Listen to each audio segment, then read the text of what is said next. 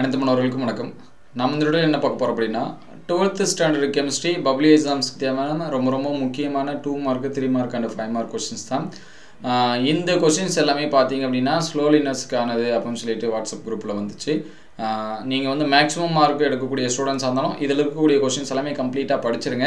இல்லை சார் எனக்கு வந்து ஓரளவுக்கு மார்க்ஸ் நான் கம்மியாக தான் படிப்பேன் அப்படின்னா மினிமம் இதில் இருக்கக்கூடிய கொஸ்டின்ஸ் எல்லாமே கட்டாயமாக ஸ்கிப் பண்ணாமல் படிச்சிருங்க. இதில் ஒவ்வொரு லெசன் வைஸாக என்னென்ன கொஸ்டின்ஸ் வந்து கொடுத்துருக்காங்க அப்படின்னு சொல்லிட்டு டீட்டெயில்டாக பார்ப்போம்.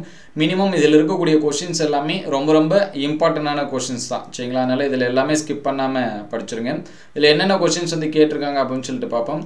கனிமம் தாது வேறுபடுத்துக, தூய உலோகங்களை அதன் தாதுவிலிருந்து பிரித்தெடுக்கும் பல்வேறு படிகள், இரும்பை Fe2O3 பிரித்தெடுப்பதில் சுண்ணாம்புக்களின் பயன், எவ்வகை தாதுக்களை அடர்ப்பிக்க நுரைமெதிப்பு முறை பயன்படுகிறது, நிக்கலை தூய்மையாக்க பயன்படும் முறை, துத்தநாகத்தின் பயன்கள், பின்வருவற்றை தகுந்த உதாரணங்களுடன் விளக்குக, அது மாசு கசடு, வாயு நிலைமை தூய்மையாக்கலுக்கான அடிப்படை தேவை, பின்வரும் செயல்முறைகளின் பயன்பாட்டினை விவரி, காப்பர் பிரித்தெடுத்தல், அலுமினியம் பிரித்தெடுத்தல், சிர்கோயினத்தை தூய்மையாக்கல், அதுக்கடுத்து எலிங்க மாறுபடத்தோட வரம்பு அதோட பயன்கள் இந்த மாதிரி இருக்கும் படிச்சுங்க. சுய ஒடுக்க வினைவு, அதுக்கடுத்து செகண்ட் லெசன்ஸில் பார்த்தீங்க அப்படின்னா ஒரு 14 கொஷின்ஸ் கொடுத்துருக்காங்க.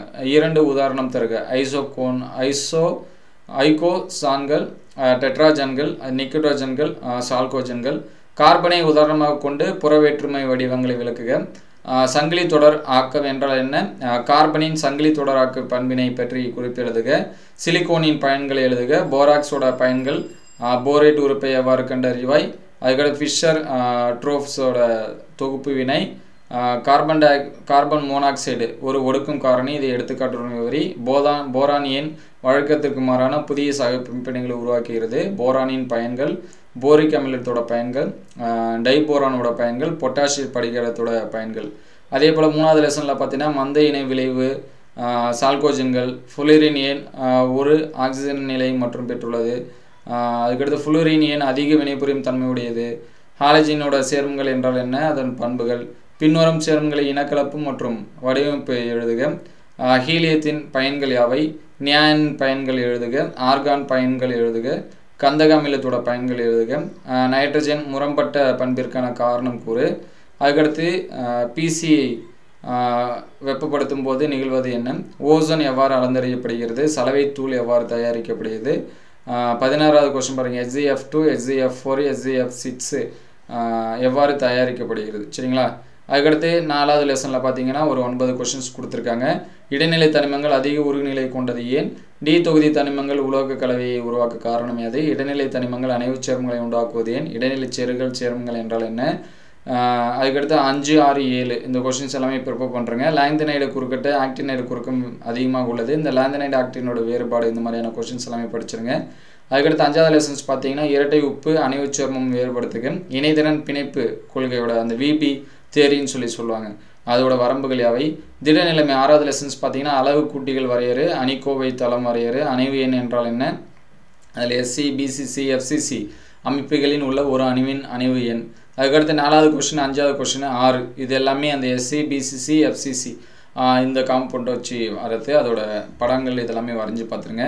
7வது கொஸ்டின் பாருங்கள், அணைவு படிகத்தின் ஏன் கடினமாகவும் உடையும் தன்மையும் பெற்றுள்ளன, அயனி படிகங்களின் பண்பு, மூலக்கூறு படிகங்களின் வகைப்பாடு, பிராக் விதி அல்லது பிராக் சமன்பாடுன்னு கேட்கலாம். உலோகம் அதிகமுள்ள குறைபாடு என்றால் என்ன, உலோகம் குறைபாடு என்றால் என்ன, மாசு குறைபாடு, ஜிங்க் ஆக்சைடு வெப்பப்படுத்தும் போது ஏன் மஞ்சள் நிறமாக மாறுகிறது, எண்முகி மற்றும் நான்முகி வெற்றிடம், அருங்கோண நெருங்கி பொதித்த அமைப்பு, கனச்சதுர நெருங்கி பொதித்த அமைப்பு ஏற்படுத்துக.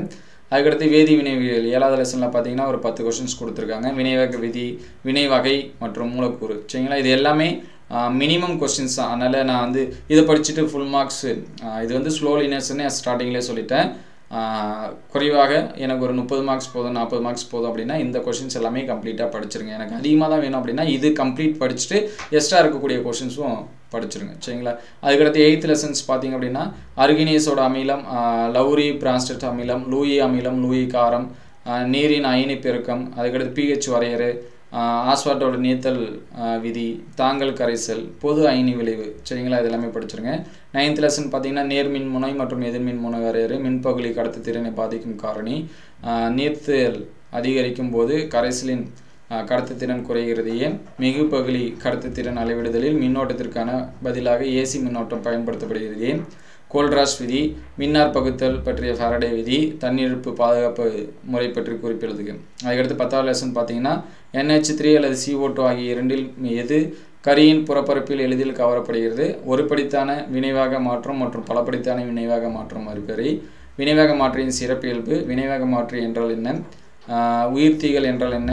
வினைவாக மாற்றியின் அச்சுகள் என்றால் என்ன? கூழ்ம கரைசல் மற்றும் களி ஆகியவற்றுக்குரிய வேறுபாடு, கரைப்பான் விரும்பும் கூழ்மங்கள், கரைப்பான் வெறுக்கும் கூழ்மங்கள், அதுக்கடுத்து கூழ்மத்துகளோட வடிவங்கள் 3 இது கொடுத்துருக்காங்க, அதை பார்த்துங்க. டிண்டால் விளைவு, ப்ரௌனியன் இயக்கம், வீழ்படிவை கூழ்மாக கரைசலாக மாற்ற கூழ்மமாக்கி சேர்க்கப்படுகிறது இக்கூற்று விவரி. கூழ்ம நிலை மற்றும் ஆகியவற்றுக்கு கலக்கும்போது நிகழ்வதென்ன? FeOH AS2O3. பால்மங்கள் என்றால் என்ன? படிக காரங்கள் சேர்ப்பதால் நீர் சுத்திகரிக்கப்படுகிறது ஏன்? பால்மங்களோட 3 பயன்கள். அதுக்கடுத்து ஹைட்ராக்சி சேர்மம் 11வது லெசன்ஸ் பார்த்தீங்கன்னா கிளிசராலோட நீர் நீக்க வினை, ஃபினாலின் இருந்து பிக்ரிக் அமிலம் தயாரித்தலை எழுதுக, ஃபினாலை ஆல்கஹாலில் இருந்து வேறுபடுத்தி அறிய உதவும் சோதனை, வில்லியம்சன் தொகுப்பு முறை, டைஎத்திலீதரின் பயன்கள். அதுக்கடுத்து கார்பனில் 12வது லெசன்ஸில் பார்த்தீங்கன்னா ரோசன்மண்ட் ஒடுக்க வினை, ஃபார்மலின் என்பது என்ன? ஆல்டிகைடை கீட்டோனிலிருந்து வேறுபடுத்துக, யூட்ரோஃபின் என்றால் என்ன? எவ்வாறு தயாரிக்கப்படுகிறது? கார்பாக்சிலிக் அமிலங்களுக்கான சோதனை, ஃபார்மிக் அமிலத்துக்கான ஒடுக்கும் பண்பு, ஃபார்மிக் அமிலம் மற்ற அமிலங்களிலிருந்து எவ்வாறு வேறுபடுகிறது? அதுக்கடுத்து 13வது லெசன்ஸ் பார்த்தீங்கன்னா குளோரோபிக்ரின் என்பது யாது? காட்டோமர் வினை, சான்ட்ரோமியர் வினை. அதுக்கடுத்து 14வது லெசன் பார்த்தீங்கன்னா கார்போஹைட்ரேட் முக்கியத்துவம், புரதங்களோட முக்கியத்துவம், நொதி, இந்த மாதிரியான கொஸ்டின்ஸ்லாம் கண்டிப்பாக எதிர்பார்க்கலாம். அதனால் ப்ரிப்பேர் பண்ணி இதில் இருக்கக்கூடிய 8 கொஸ்டின் படிச்சுங்க. இந்த குறிப்பாக DNA RNA வேறுபாடு, RNAவோட வகை நம்ம 11லேயே படிச்சிருப்போம், 11th பயாலஜிலே, சரிங்களா? ஏன்னா நொதிகள் பற்றி 11ல் இருக்குது, கார்போஹைட்ரேட் ப்ரோட்டீன் இதெல்லாமே 11th பயாலஜியில் இருக்குது, கண்டிப்பாக கேட்கறதுக்கான வாய்ப்பு இருக்குது. அதுக்கடுத்து லாஸ்ட் லெசன்ஸ் பார்த்தீங்கன்னா கட்டாயமாக லாஸ்ட் லெசன்ஸ்லேருந்து ஒரு கொஸ்டினும் கேட்குறாங்க, சரிங்களா? மருந்து பொருட்கள்னால் என்ன? மன அமைதிப்படுத்திகள், வலி நிவாரணி, காய்ச்சல் மருந்து பயன்படும் சேர்மம், போதை தராத மருந்து பொருட்கள், எதி உயிரிகள் அல்லது நுண்ணுயிரி எதிரிகள்லாம் என்ன? புரை தடுப்பான்கள் என்ன? கருத்தடை மருந்து பொருட்கள் என்ன? உணவு பதனப்படுத்திகள்லாம் என்ன? சோப்பு ஏன் கடினமான நீரில் செயல்படுவதில்லை? தொகுப்பு டிட்டர்ஜென்ட்கள்லாம் என்ன? பல்லின பலபடிகள், மக்கும் பலபடிகள் என்றால் என்ன? சரிங்களா? இது எல்லாமே 2 மார்க் 3 மார்க். லாஸ்ட்டாக பார்த்தீங்கன்னா 5 மார்க்ஸ் ஒரு 20 5 மார்க்ஸ் தான் கொடுத்துருக்காங்க, 20லேருந்து 24 5 மார்க்ஸ் தான் கொடுத்துருக்காங்க. இது எல்லாமே கட்டாயமாக ஸ்கிப் பண்ணாமல் படிச்சுருங்க. ஃபஸ்ட்டு பார்த்தீங்கன்னா புலை தூய்மையாக்கல் லாஸ்ட் இயர் பப்ளி எக்ஸாம்ஸில் கேட்டிருந்தாங்க. நுரை மிதப்பு முறை, மின்னார் தூய்மையாக்கல் தத்துவத்தை விளக்குக, மின்காந்த பிரிகை முறை, டைபுரோனின் அமைப்பு, அதுக்கடுத்து ஜியோலைட்டுகள் பற்றி, கிராஃபைட் வைரம் வேறுபாடு, பொட்டாசியம் டைகுரோமேட்டை தயாரித்தலை விளக்குக, லாந்தினைடு குறுக்கம் என்றால் என்ன?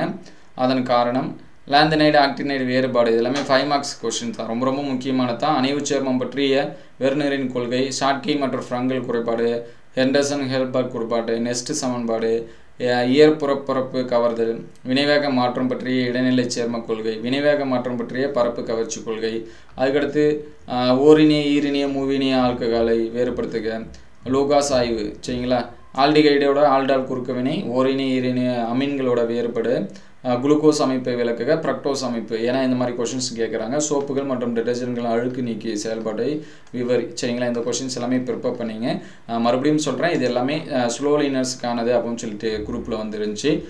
நீங்கள் வந்து ஸ்லோலினர்ஸாக இருந்தாலும் சரி, அல்லது வந்து அதிகமாக படிக்கக்கூடிய ஸ்டூடெண்ட்ஸாக இருந்தாலும் கட்டாயமாக ஸ்கிப் பண்ணாமல் எல்லா கொஷின்ஸும் படிச்சுட்டு எக்ஸ்ட்ரா கொஷின்ஸும் நீங்கள் என்ன பண்ணீங்க ப்ரிப்பேர் பண்ணிங்க.